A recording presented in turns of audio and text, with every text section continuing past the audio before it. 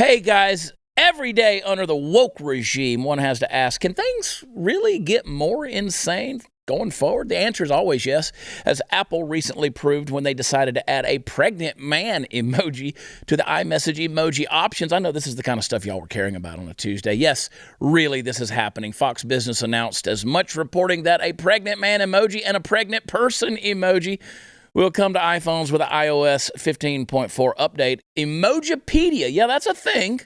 First announced the pregnant man emoji in a September 2021 blog post saying, released this week by the Unicode Consortium as part of Emoji 14.0. The new pregnancy options may be used for representation by trans men, non-binary people, or women with short hair. Though, of course, use of these emojis is not limited to these groups. Do what you want to do. As new human emojis have been released, Unicode has made an effort to be inclusive with gender, especially in recent years. The approach has varied depending on the situation, though the general goal is to standardize inconsistencies in legacy decisions. Anybody know what the hell I'm talking about at this point? Hey, listen, in some cases, Unicode has added gender variants of an emoji years after the original emoji was released. Pregnant man and pregnant person fall into this category. So do, wait for it, Mrs. Claus and MX Claus, which was their gender-inclusive alternative to Santa Claus, which was added in 2016 and 2020, respectively. Santa Claus, for those of you who are wondering at this point, was included in Unicode's first ever release of emoji code points. That's back before the world went totally insane. So not only can men be pregnant, but Santa, a male character, is no longer a dude. Got it? Okay.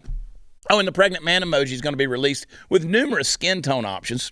So now, even black and brown digital dudes can get knocked up as well. Thank goodness Apple finally solved all of America's problems by giving people an avenue to express the pregnant man delusion in emoji form. But the wokeism doesn't stop there. In less than a decade, the far left has been able to force the removal of historic landmarks, rename schools, force sports teams to change their names, and have recently started working with Woke Disney, the family-friendly company Walt Disney started, now in an apparent move to increase their globalist ESG score.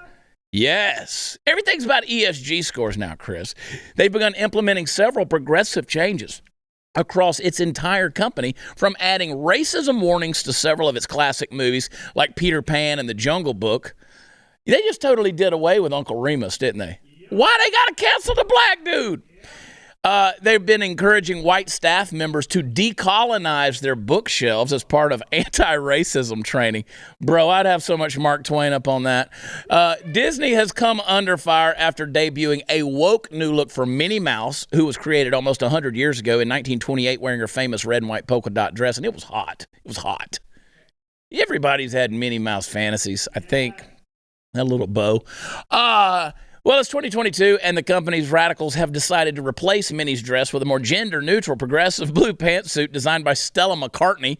Disneyland Paris, of course it was, unveiled the famous character's new outfit on Tuesday via Twitter, announcing that Minnie has undergone a high-fashion makeover in honor of its 30th anniversary. It looks like she's wearing pajamas to me.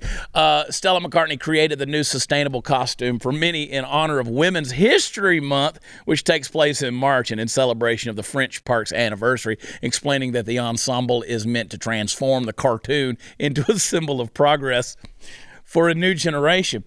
The change was met with a very cold shoulder from fans online, who launched a vicious attack against the company, with one person calling Minnie's new look more woke bullshit. Me personally, I think it's kind of more of a pantsuit homage, pandering to Hillary Clinton.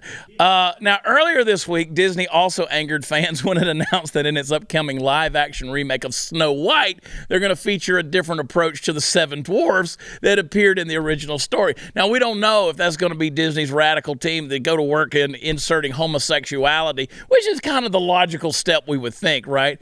Or you know, kind of a whole new gender identity thing on any of the dwarves, which is just further going to alienate the former Disney fans who are moving quickly away from the happiest place on earth. Now, look, I don't really care what Disney draws, right? But at the end of the day, come on, people. Come on, people.